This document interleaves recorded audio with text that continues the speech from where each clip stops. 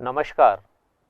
आज हम एनसीईआरटी द्वारा कक्षा 11 की रसायन विज्ञान के लिए निर्धारित पाठ्य पुस्तक के पाठ 12 कार्बनिक रसायन कुछ आधारभूत सिद्धांत तथा तकनीकें का अध्ययन करेंगे। इस पाठ के प्रथम भाग में हम कार्बन की चतुर्संयोजकता, कार्बनिक यौगिकों की आकृतियाँ, कार्बनिक यौगिकों की संरचनाओं को लिखने के तरीके और आणविक मॉडल के बारे में बात करेंगे। कार्बन परमाणु में एक विशेष गुण होता है कि ये अन्य कार्बन परमाणु या भिन्न तत्व जैसे hydrogen, oxygen, nitrogen, sulphur, phosphorus तथा हैलोजन के साथ सहसंयोजक बंध बनाकर लंबी श्रृंखला या वलय द्वारा जुड़ जाता है, जिसे श्रृंखलन या कैटिनेशन कहते हैं। इस प्रकार के यौगिकों का अध्ययन रसायन शास्त्र की जिस शाखा के अंतर्गत किया जाता है उसे कार्बनिक रसायन यानी ऑर्गेनिक केमिस्ट्री कहते हैं। इस पाठ में कार्बनिक रसायन के आधारभूत सिद्धांत तथा विश्लेषण तकनीकें सम्मिलित हैं, जो कार्बनिक यौगिकों के विरचन तथा गुणों को समझने के लिए जरूरी है। पृथ्वी पर जीवन को बनाए रखने के लिए कार्बनिक यौगिक अनिवार्य हैं। कार्बनिक यौगिक जटिल अणु होते हैं, जैसे आनुवांशिक सूचना वाले डीऑक्सीराइबोन्यूक्लिक एसिड डीएनए तथा प्रोटीन, जो हमारे रक्त, मांसपेशी एवं त्वचा के आवश्यक यौगिक बनाते हैं। कार्बनिक यौगिकों का उपयोग कपड़ों, ईंधन, बहुलकों, रंजकों, दवाओं आदि में होता है। कार्बनिक रसायन का विज्ञान लगभग 200 वर्ष पुराना है। ऐसा माना जाता है कि सन 1780 के आसपास रसायनज्ञों ने पादपों तथा जंतुओं से प्राप्त कार्बनिक यौगिकों एवं खनिज स्रोतों से विरचित अकार्बनिक यौगिकों के बीच विभेद करना शुरू कर दिया था। स्वीडिश वैज्ञानिक बर्जीलियस ने प्रतिपादित किया कि जैव शक्ति यानी वाइटल फोर्स कार्बनिक यौगिकों के निर्माण के लिए उत्तरदायी है। जैव शक्ति एक रहस्यमय शक्ति है जो जीवधारियों के अंदर ही कार्य करती है और मानव के वश में नहीं है। अतः कार्बनिक यौगिकों को प्रयोगशाला में नहीं बनाया जा सकता है, ऐसा बर्जीलियस ने बताया। सन 1828 में एफ वोलर ने अकार्बनिक यौगिक अमोनियम साइनेट से कार्बनिक यौगिक यूरिया का संश्लेषण किया। तब तक जैव शक्ति सिद्धांत ही मान्य रहा। वास्तव में वोलर पोटेशियम साइनेट और अमोनियम सल्फेट को गर्म करके एक अकार्बनिक यौगिक अमोनियम साइनेट प्राप्त करने का प्रयत्न कर रहे थे, परंतु परमाणुओं में पुनर्विन्यास यानी रीअरेंजमेंट के कारण उन्हें अमोनियम साइनेट के स्थान पर यूरिया प्राप्त हुआ। इस प्रकार प्रयोगशाला में बनाया गया पहला यौगिक यूरिया था। इसके बाद कॉल्बे द्वारा एसिटिक अम्ल तथा बर्थलोड द्वारा मेथेन के संश्लेषण से ये सिद्ध हो गया कि प्रयोगशाला में अकार्बनिक स्रोतों से कार्बनिक यौगिकों को संश्लेषित किया जा सकता है। उसके बाद प्रयोगशाला में निर्मित कार्बनिक यौगिकों की संख्या तेजी से बढ़ती गई। सहसंयोजक बंध के इलेक्ट्रॉनिक सिद्धांत के विकास ने कार्बनिक रसायन को आधुनिक रूप दिया। लेबेल और वॉन्टहॉफ के अनुसार कार्बन परमाणु की चारों संयोजकताएं एक ही तल में नहीं होती हैं, ये त्रिविम में सममित रूप से वितरित होती हैं। कार्बन परमाणु नियमित चतुष्फलक यानी रेगुलर टेट्राहेड्रन के मध्य में स्थित होता है और उसकी चारों संयोजकताएं उसके चारों कोनों पर एक दूसरे से 109.5 डिग्री के कोण पर निर्देशित होती हैं। इस निरूपण को चतुष्फलकीय निरूपण या त्रिविम मॉडल, स्पेस मॉडल कहा जाता है। ये 109.5 डिग्री पर ये चारों संयोजकताएं व्यवस्थित हैं और ये चतुष्फलक बना रही हैं, जिसको समचतुष्फलक कहते हैं। कार्बन की चारों संयोजकताएं 4 एकल बंध द्वारा, जैसा आप देख रहे हैं इसमें, और इसमें भी कार्बन जो है वो 4 एकल बंध द्वारा जुड़ा हुआ है। ये कार्बन भी, दूसरा कार्बन भी, तीसरा कार्बन भी। तो इस प्रकार से चारों संयोजकताएं 4 एकल बंध द्वारा निर्देशित हो सकती हैं या 2 एकल बंध द्वारा और 1 द्विबंध द्वारा। जैसे इसमें देख रहे हैं आप, 2 एकल बंध हैं और 1 द्विबंध है। इससे भी इसको लिखा जाता है चारों संयोजकताओं को। और एक और तरीका है कि इसमें या तो एक एकल बंध हो और एक त्रिबंध हो, जैसा इस उदाहरण में आप देख रहे हैं। इस तरीके से चारों संयोजकता को एकल बंध, द्विबंध और त्रिबंध द्वारा निरूपित किया जाता है। आणविक संरचना की मौलिक अवधारणाओं का ज्ञान कार्बनिक यौगिकों के गुणों को समझने और उनका पूर्वानुमान करने में सहायक होता है। कार्बन की 4 संयोजकताएं तथा इसके द्वारा सहसंयोजक बंध निर्माण को इलेक्ट्रॉनीय विन्यास तथा s और p कक्षकों के संकरण के आधार पर समझाया जा सकता है। आपको ये याद होगा कि मीथेन, एथीन और एथाइन अणुओं की आकृतियों को कार्बन परमाणुओं द्वारा निर्मित क्रमशः sp3, sp2 तथा sp संकर कक्षकों की सहायता से स्पष्ट किया जा सकता है।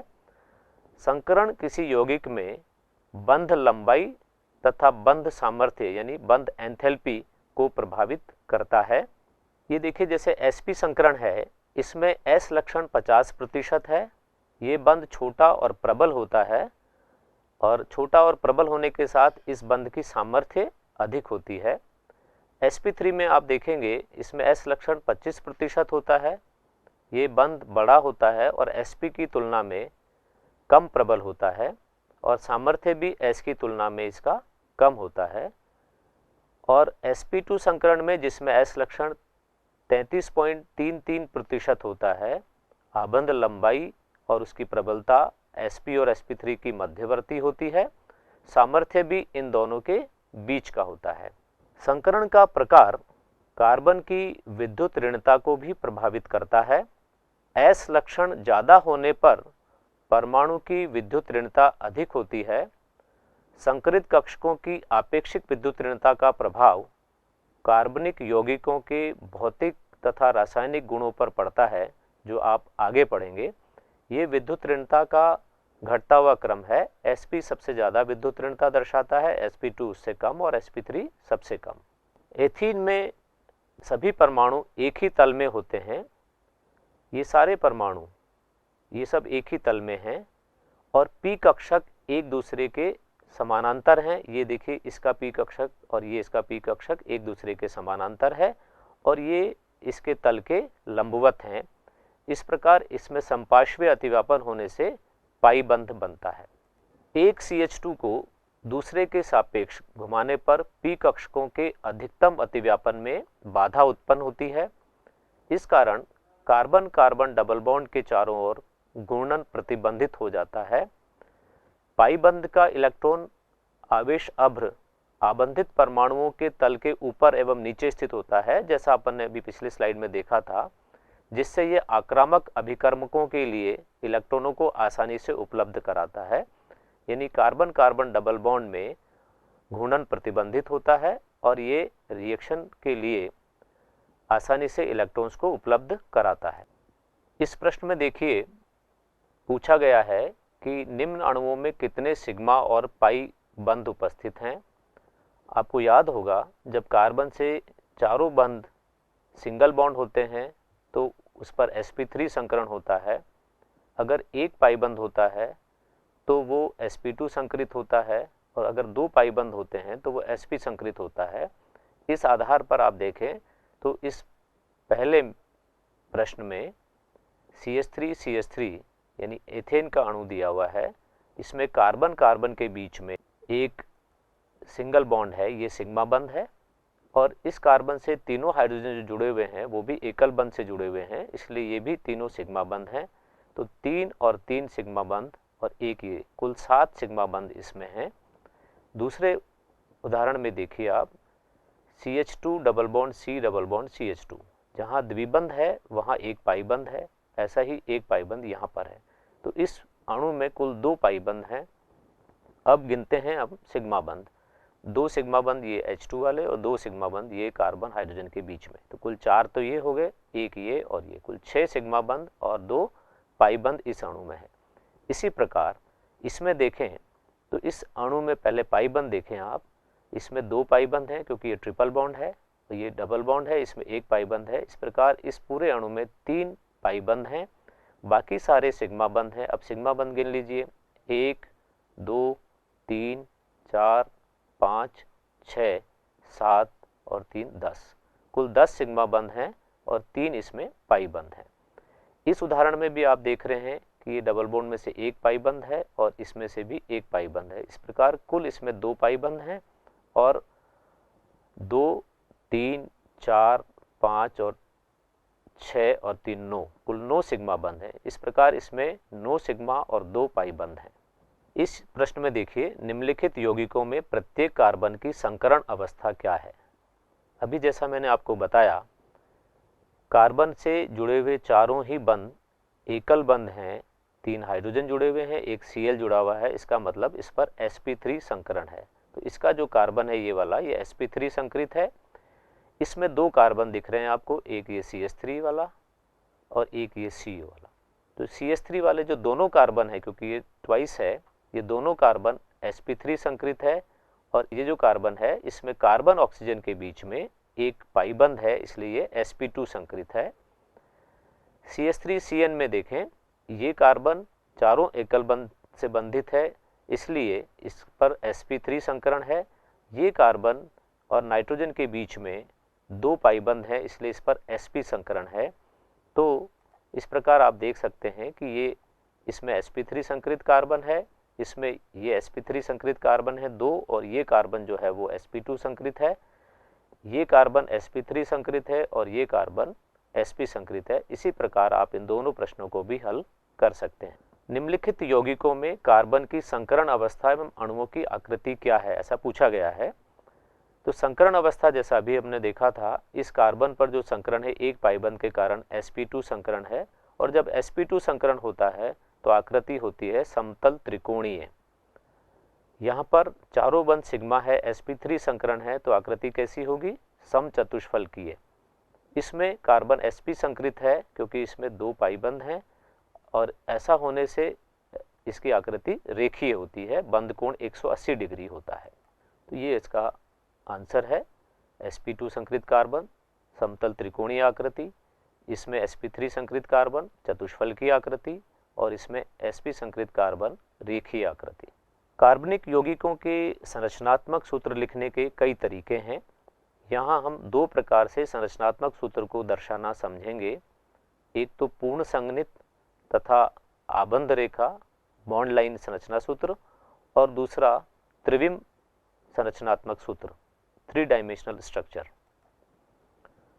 पूर्ण संघनित संरचना सूत्र इस प्रकार से आबंध रेखा द्वारा दर्शाया जाता है। ये इसमें एथेन देखिए आप, इसमें सारे बंध इसके कार्बन हाइड्रोजन जो जुड़े हुए हैं सब आपस में पूरे खुल के दिखाए हुए हैं। एथीन में इस प्रकार से कार्बन कार्बन के बीच में द्विबंध और कार्बन हाइड्रोजन के बीच में सिंगल बॉन्ड, इस प्रकार से ये इसका आबंध रेखा सूत्र है। एथाइन में देखिए इसमें ट्रिपल बॉन्ड है, कार्बन हाइड्रोजन के बीच में सिंगल बॉन्ड है, इसको भी इस प्रकार से दर्शाया गया है, बंध दिखाए गए हैं। अब मिथेनॉल का अणु देखिए, इस मिथेनॉल के अणु में ये एकाकी इलेक्ट्रॉन युग्म जो ऑक्सीजन पर उपस्थित हैं, इनको 2 बिंदुओं द्वारा दर्शाया जाता है। ये 2 एकाकी इलेक्ट्रॉन युग्म है इसके पास में और दोनों को बिंदुओं द्वारा दर्शाया गया है। मिथेनॉल को इस प्रकार से भी दर्शाया जा सकता है, यानी एकल बंध को एक सिंगल डैश द्वारा, द्विबंध को 2 डैश द्वारा और त्रिबंध को 3 डैश द्वारा दर्शाया जा सकता है। संरचना सूत्रों को कुछ या सारे सहसंयोजक आबंधों को हटाकर तथा एक परमाणु से जुड़े समान समूह को कोष्टक में लिखकर उनकी संख्या को ब्रैकेट के बाहर प्रदर्शित कर संक्षिप्त रूप में यानी छोटे रूप में भी लिखा जा सकता है और उसको कहते हैं कंडेंस्ड स्ट्रक्चरल फार्मूला यानी संघनित संरचना सूत्र। ये संघनित रूप में इनको लिखा गया है, किसको, एथेन को, एथीन को, एथाइन को और मिथेनॉल को, जो हमने अभी देखे थे। ये एक अणु है CH3 CH2 CH2 CH2 CH2 CH3। इसका संघनित संरचनात्मक सूत्र लिखना है तो हमें इस CH3 को तो ऐसा कैसा ही लिखना है, लेकिन ये CH2 क्योंकि 4 बार है, 1 2 3 और 4 बार, इसलिए हम CH2 होल 4 यानी एक ब्रैकेट में CH2 को लिख के उसके बाहर 4 लिख के CH3 ये वाला CH3 लिखा है। तो इस तरीके से इसको संघनित संरचनात्मक सूत्र के रूप में दर्शाते हैं। इसी प्रकार से यहाँ पर इस उदाहरण में देखिए CH3 के बाद में ये CH2 है, फिर CH2 है, फिर CH2 CH2 CH2 CH2 और फिर CH3। तो यहाँ 6 CH2 हैं इनको हम इस प्रकार से लिख सकते हैं कि CH3 CH2 होल 6 CH3। तो इस प्रकार से संगणित संरचना सूत्र दर्शाया जा सकता है। केवल रेखाओं का उपयोग करके भी सूत्र लिखा जाता है। इसे आबंध रेखा संरचनात्मक सूत्र या बॉन्ड लाइन स्ट्रक्चर फॉर्मूला कहते हैं, जिसमें कार्बन तथा हाइड्रोजन परमाणुओं को नहीं लिखा जाता, बल्कि कार्बन कार्बन बंधों को टेढ़ी मेढ़ी जिगजैग रेखाओं द्वारा दर्शाया जाता है। केवल ऑक्सीजन, क्लोरीन, नाइट्रोजन आदि परमाणुओं को विशेष रूप से लिखा जाता है। जब तक किसी क्रियात्मक समूह द्वारा नहीं दर्शाया गया हो, सिरे पर स्थित रेखा मैथिल समूह को इंगित करती है। आंतरिक रेखाएं उन कार्बन परमाणुओं को इंगित करती है जो अपनी संयोजकता को पूर्ण करने के लिए आवश्यक हाइड्रोजन से जुड़े होते हैं। जैसे 3 मिथाइल ऑक्टेन को हम निम्नलिखित रूपों में दर्शा सकते हैं। एक तो ये संरचना सूत्र इसका लिख सकते हैं, और दूसरा ये जिगजैग फॉर्म में बॉन्ड लाइन स्ट्रक्चर दिखाते हैं। ये सी कार्बन को दिखाता है, ये कार्बन, ये कार्बन, ये कार्बन, ये कार्बन, ये कार्बन, ये कार्बन और ये कार्बन। तो सिरे वाली जो रेखाएं हैं ये मैथिल समूह को दर्शा रही है। ये मैथिल समूह है, ये भी मैथिल समूह है, और एक सिरा यहाँ पर आ रहा है, ये भी मैथिल समूह को दर्शाता है। 3 ब्रोमोब्यूटेन, इसमें देखिए इसको 3 तरीके से हम दर्शा सकते हैं। पहला CH3CH Br CH2 CH3। दूसरा तरीका इस तरीके से हम दर्शा सकते हैं, CH3CH, इस पर Br है, CH2 और CH3। ये भी जिगजैग है, लेकिन इसमें कार्बन और हाइड्रोजन परमाणुओं को हमने दर्शाया है। तीसरा तरीका है कि इसमें हमने केवल लाइन दी है, और लाइन के साथ में Br को, क्योंकि ये क्रियात्मक समूह के रूप में है, इसलिए इसको यहाँ पे दर्शाया गया है। चक्रीय यौगिकों को भी संगणित संरचना सूत्र से दर्शा सकते हैं। जैसे साइक्लोपेंटेन है, CH2 CH2 CH2 CH2 CH2, इसको इस तरीके से पंचभुजीय आकृति के रूप में दर्शा सकते हैं। ये क्लोरोसाइक्लोहेक्सेन है, CH2 CH2 CH, यहाँ पर Cl जुड़ा हुआ है, फिर ये CH2 है, CH2 है, CH2। इस प्रकार ये षटकोणीय आकृति बनती है, और इसमें ये Cl इस तरीके से दर्शाते हैं। अब प्रश्न है, निम्नलिखित संगणित सूत्रों को पूर्ण संरचनात्मक सूत्रों में लिखिए। CH3 CH2 CO CH2 CH3। अब जो हमने संगणित संरचना सूत्र लिखे थे उसकी जगह पूरा इसको खोल करके लिखना है। तो ये जो CH3 है, इसको पूरे सारे तीनों हाइड्रोजन दिखा रहे हैं। इसमें ये CH2 के दोनों हाइड्रोजन दिखा रहे हैं। कार्बन ऑक्सीजन में ये ऑक्सीजन को डबल बॉन्ड से लिख के दिखा रहे हैं। फिर ये CH2 है, ये CH2, और फिर ये अंत में ये वाला जो CH3 है, ये इस प्रकार से। इस सूत्र को अगर हम पूर्ण संरचनात्मक सूत्र के रूप में लिखना चाहें तो इसको इस प्रकार से लिखेंगे। CH3 C, और ये तीनों हाइड्रोजन लिखे हैं हमने, फिर ये CH, ये CH, डबल बॉन्ड CH, यानी कि ये कार्बन कार्बन के बीच में डबल बॉन्ड है ये, और फिर ये CH है। अब यहाँ देखिए इसमें 3 CH2 हैं, तो ये 3 CH2 इस प्रकार से दर्शाने हैं, CH2 CH2 फिर CH2, और अंत वाला जो कार्बन है वो इस प्रकार से CH3 के रूप में दर्शा सकते हैं। इस प्रश्न में संरचना सूत्र संगणित रूप में लिखना है, और आबंध रेखा सूत्र भी इसका लिखना है। जैसे ये जो पहला है OH CH2 CH2 CH2 CH CH3 CH, और इससे CH3 जुड़ा हुआ है और एक CH3 और जुड़ा हुआ है। इसी प्रकार से यहाँ देखिए ये CH है, इससे OH जुड़ा हुआ है, और 2 इसमें नाइट्राइल ग्रुप जुड़े हुए हैं, CN और ये CN। तो इसका जो आंसर है वो क्या होगा, इसको हम इस प्रकार से लिख सकते हैं संगणित रूप में। OH CH2 क्योंकि 3 है इसलिए ये ब्रैकेट में लिख दिया, फिर CH CH3 और फिर CH, और उससे जुड़े हुए 2 CH3 है इसलिए ये CH3 ट्वाइस, और इसको लिखेंगे OH CH और CN क्योंकि 2 है इसलिए ये ब्रैकेट में लिख के ब्रैकेट के बाहर 2 लिख दिया है। और आबंध रेखा सूत्र में अगर दर्शाना है तो इस प्रकार से दर्शा सकते हैं, ये OH यहाँ पे दिखाया है और ये बॉन्ड लाइन डायग्राम दिखाया है। इस प्रकार से हम इसको भी दर्शा सकते हैं, इस कार्बन से एक OH जुड़ा हुआ है, 2 इससे CN जुड़े हुए हैं। कार्बनिक यौगिकों की द्विविमीय संरचना को त्रिविमीय संरचना यानी 3D स्ट्रक्चर देखने के लिए ठोस तथा डैश वेज सूत्र का उपयोग किया जाता है। इन सूत्रों में ठोस वेज उस आबंध को दर्शाता है जो कागज के तल से दर्शक की ओर प्रक्षेपी है। ये देखिए, ये दर्शक की ओर है, देखने वाले की ओर है, ये ठोस रेखा है। और जो डैश वेज है वो विपरीत दिशा में है, अर्थात दर्शक से दूर है। हम इधर से देख रहे हैं तो हमसे ये दूसरी तरफ है, इसलिए इसको डैश वेज सूत्र के रूप में दर्शाते हैं। कागज के तल में जो आबंध होते हैं उनको साधारण रेखा द्वारा प्रदर्शित किया जाता है। ये देखिए, ये दोनों साधारण रेखा द्वारा दर्शाएं, ये कागज के तल में है और ये दूसरी तरफ है और ये देखने वाले की तरफ है। कार्बनिक यौगिकों की त्रिविम आकृति को आणविक मॉडल्स की सहायता से आसानी से समझा जा सकता है। ये मॉडल्स प्लास्टिक, लकड़ी या किसी धातु के बने होते हैं। प्राय 3 प्रकार के मॉडल्स होते हैं: फ्रेमवर्क मॉडल, बॉल एवं स्टिक मॉडल और space filling model. Framework model में केवल बंध दर्शाए जाते हैं, अणु और परमाणुओं को नहीं दर्शाया जाता। ये देखिए, फ्रेमवर्क मॉडल में केवल बंध दर्शाए गए हैं, अणु और परमाणुओं को इसमें नहीं दर्शाया गया है। बॉल एवं स्टिक मॉडल में परमाणुओं को भी दर्शाया गया है और बॉन्ड्स को भी दर्शाया गया है। तो इस प्रकार अगर किसी भी अणु में यदि द्विबंध है तो उसको स्टिक की जगह स्प्रिंग की सहायता से दर्शाया जाता है। तीसरा है स्पेस फिलिंग मॉडल। जैसा आप देख रहे हैं, प्रत्येक परमाणु का आपेक्षिक आकार प्रदर्शित किया जाता है जो उसकी वान डेर वाल त्रिज्या पर आधारित होता है। इस प्रकार के मॉडल में बंध नहीं दिखते हैं, इसमें कोई बंध नहीं दिख रहा है और अणु में प्रत्येक परमाणु द्वारा घेरे गए आयतन को दर्शाया जाता है।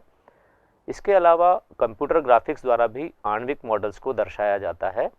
हमने पाठ 12 के इस प्रथम भाग में देखा कि कार्बन की 4 संयोजकता होती है, कार्बनिक यौगिकों की आकृति कैसी होती है और उनकी संरचना को किस प्रकार से दर्शाया जाता है। अगले भाग में हम पढ़ेंगे कार्बनिक यौगिकों का वर्गीकरण, उनका नामकरण और उनकी समावयवता। मिलेंगे अगले भाग में, तब तक